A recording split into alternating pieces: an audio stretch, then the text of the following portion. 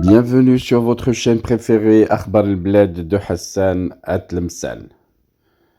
Nous sommes en 2024 déjà et nous avons un grand Maroc qui roule à grande vitesse et en face une Algérie qui laisse encore traîner des casseroles qu'elle traîne depuis sa création par la France en 1962.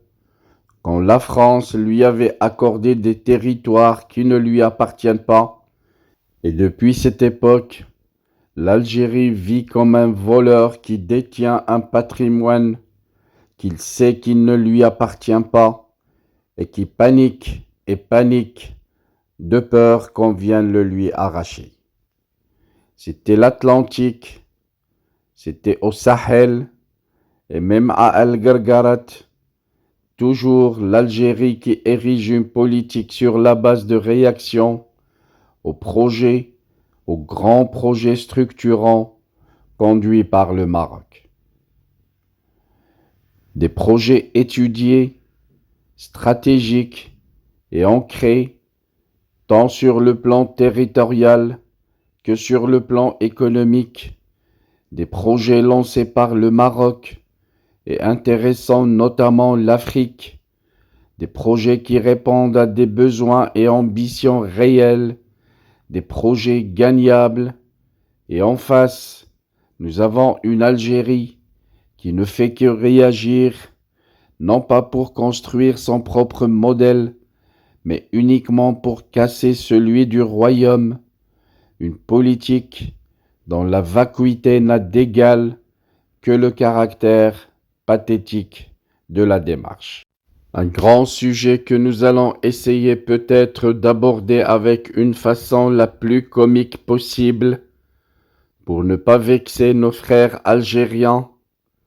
Mais avant de le faire, et en vous demandant d'excuser mon rhume, un rhume que je peine à guérir en raison du jeûne bien entendu pendant le ramadan, un jeûne qui m'oblige à ne prendre de médicaments que la nuit, puisque la journée, on fait le jeûne.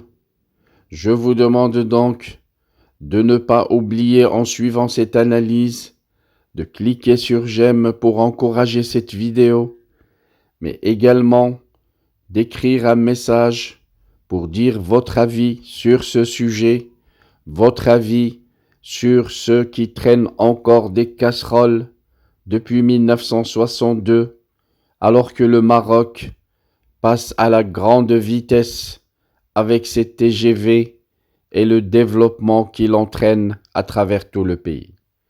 N'oubliez pas également de partager la vidéo avec vos amis qui sont en cours de chemin chez eux et qui ne sont pas encore arrivés pour qu'ils puissent, une fois arrivés à la maison, trouver votre lien et suivre ce direct avec un léger différé. Revenons à notre sujet.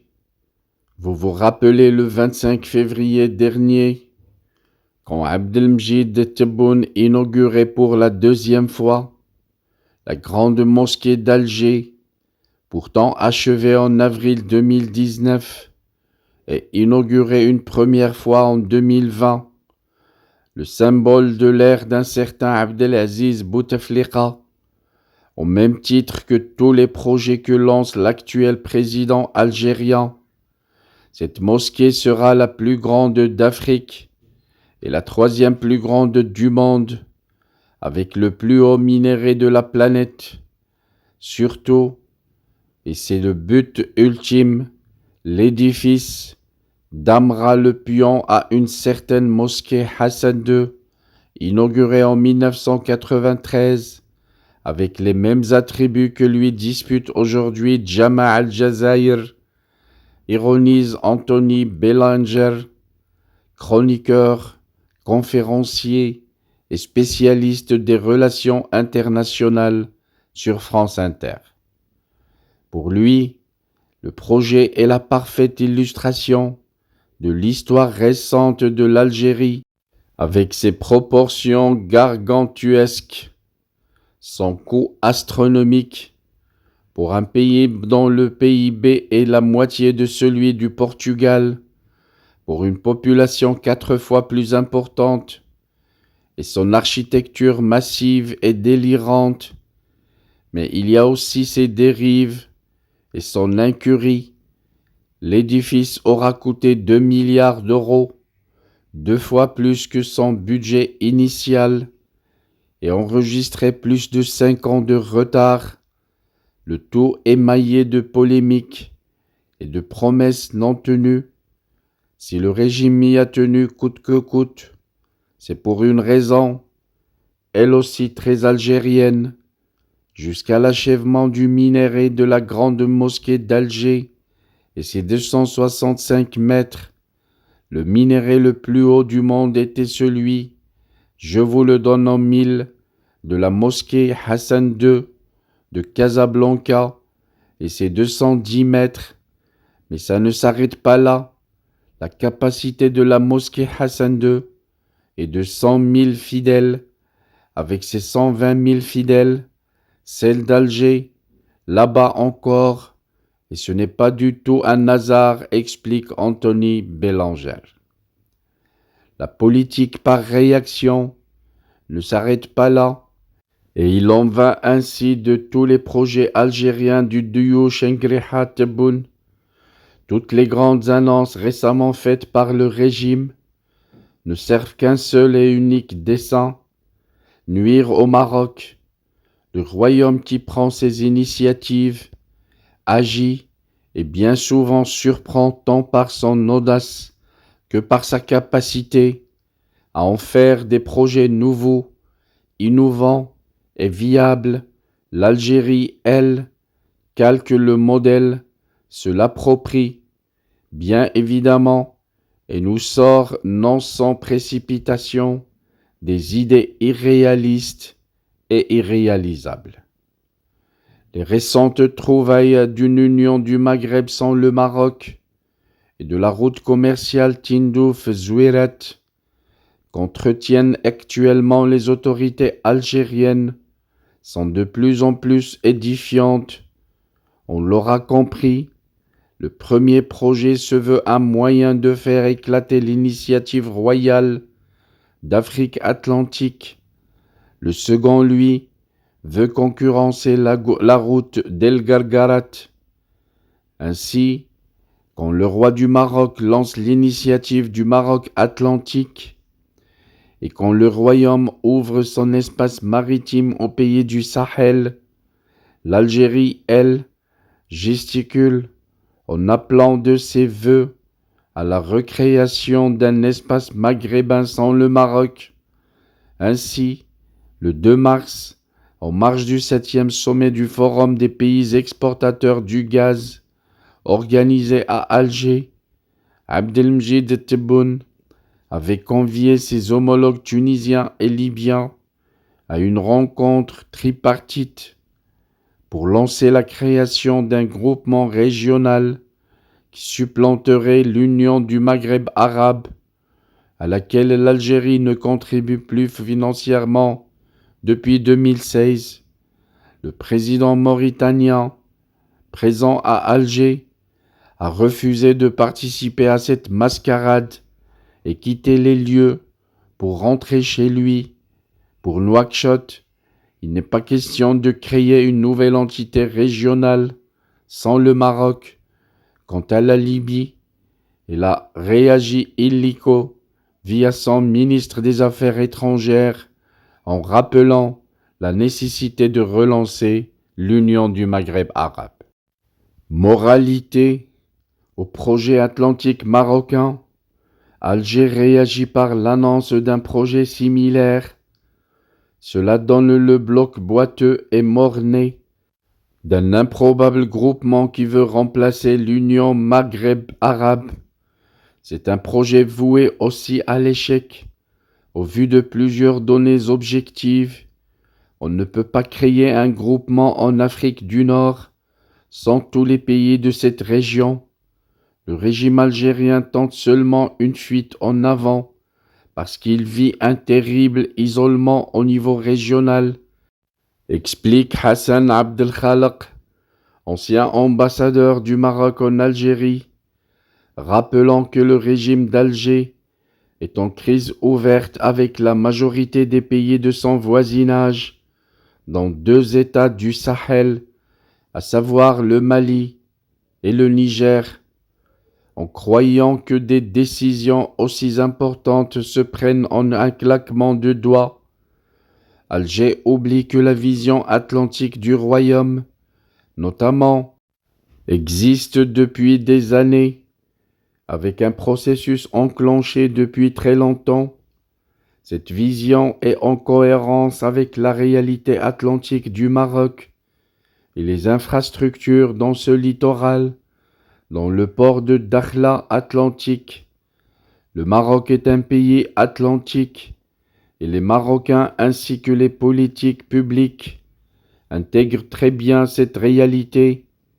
Il s'agit donc d'un prolongement régional et international, naturel et aucunement d'une bulle ou un effet d'annonce.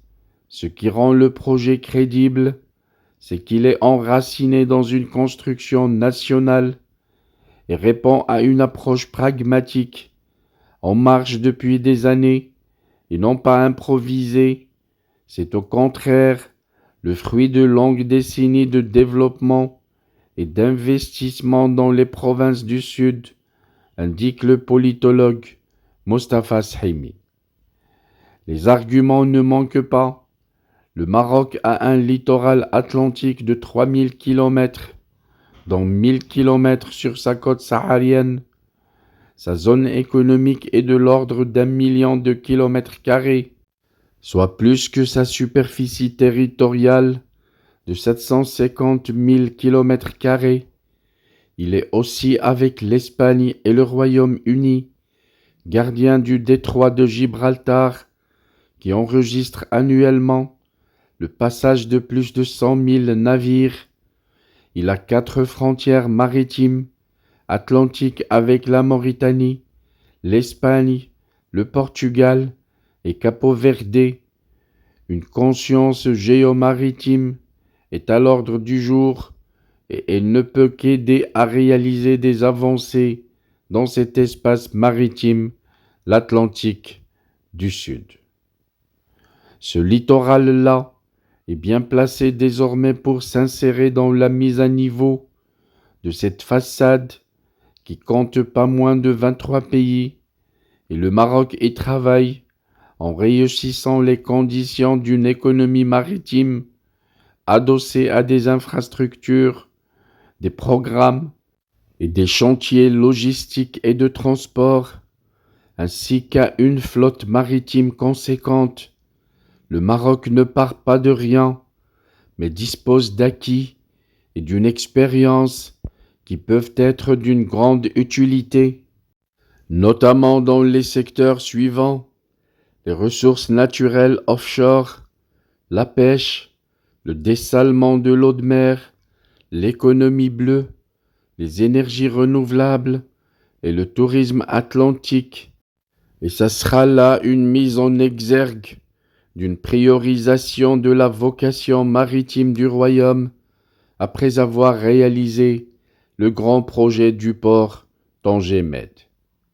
Pensez qu'en créant une version hachée de l'Union du Maghreb arabe, l'Algérie sera de taille à concurrencer un projet engageant l'avenir de toute l'Afrique de l'Ouest et ses relations avec le monde. Voilà qui relève de la chimère, mais cela a au moins le mérite de nous apporter une illustration magistrale de la politique en Algérie qui est conduite sur la base de réactions à des actions menées déjà par autrui. Autre illustration de la politique algérienne qui a pour fin de contrer des projets menés par le Maroc, une route aussi dangereuse qu'irréalisable, nommant Zouirat Tindouf, en vue de supplanter celle d'El Gargarat. On s'en souvient, le président mauritanien Mohamed Ould Cheikh Al-Ghazouani a passé le 22 février dernier quelques heures à Tindouf Une brève visite qui a eu lieu suite à un pressing forcené exercé ces derniers jours par les autorités algériennes. Au menu, le lancement, là encore pour la deuxième fois, de la construction de la route Tindouf-Zouirat et l'inauguration du passage frontalier mauritano-algérien où une zone franche est prévue. Or, la construction de la route Tindouf-Zouirat, promise depuis 1972, et la zone franche sont des projets qui seront immédiatement rangés dans les tiroirs, comme d'habitude, car irréalisables. Ils ne sont en réalité que des miroirs aux alouettes derrière lesquels le régime algérien ne sait même pas ce qu'il veut exactement, à part se donner l'occasion d'afficher son hostilité à l'égard du Maroc. Une route goudronnée allant de Tindouf à Zouirat sur une distance de 840 km à travers des montagnes de sable, du sable mouvant et un désert inhabité nécessite quand même des financements colossaux, un entretien continu et d'importantes forces de sécurité qui y veillent en permanence pour des résultats économiques très aléatoires. Quant à la zone franche algéro-mauritanienne, il est légitime de se demander ce que pourront vraiment échanger deux pays qui ne produisent rien à part l'extraction et l'exportation de matières premières à l'état brut. El Gargarat, elle, est une réalité. C'est entre 2500 et 3000 camions qui la traversent chaque jour. En Algérie, c'est une caravane protégée, escortée, subventionnée, et ça donne entre 40 et 50 camions par mois qui empruntent des chemins escarpés et des pistes. Comment peut-on comparer 3000 camions par jour et 50 camions par mois? Comment peut-on comparer une route de 400 km et une autre de 840 km encore à venir, qui plus est, s'étonne cette source informée. Et le passage d'El Gargarat n'est pas seulement emprunté par les camionneurs marocains. Les transporteurs européens ont une route parfaite depuis Tanger jusqu'à la Mauritanie. Est-ce que les routiers européens vont substituer à une voie naturelle une route artificielle que la nature rend impraticable et qui est décrétée à des fins politiques? S'interroge un interlocuteur. Ceci a supposé que ces transporteurs puissent atteindre Tindouf depuis Ouahran et Alger, puisque la route séparant la capitale du chef-lieu du Polisario, 1800 km et quelques 20 heures de route, est tout sauf sûre, et que passer la bande méditerranéenne, l'Algérie est pour une grande partie une zone de non-droit. Est-ce que le routier français va débarquer à Alger, traverser toute l'Algérie jusqu'à Tindouf et emprunter une route plantée dans un environnement hostile et longue de plus de 800 km, sachant que de nombreux pays européens ont donné des consignes strictes à leurs citoyens, les mettant en garde contre tout passage par Tindouf, déclaré comme une zone à risque? Le doute est permis. Une politique étrangère ne peut pas se construire d'une manière crédible sur la base de réactions par rapport à celle d'un voisin ou un rival. Ces réactions épidermiques sont au mieux des actes stériles et au pire les indicateurs d'un pays piloté par un équipage qui regarde ailleurs.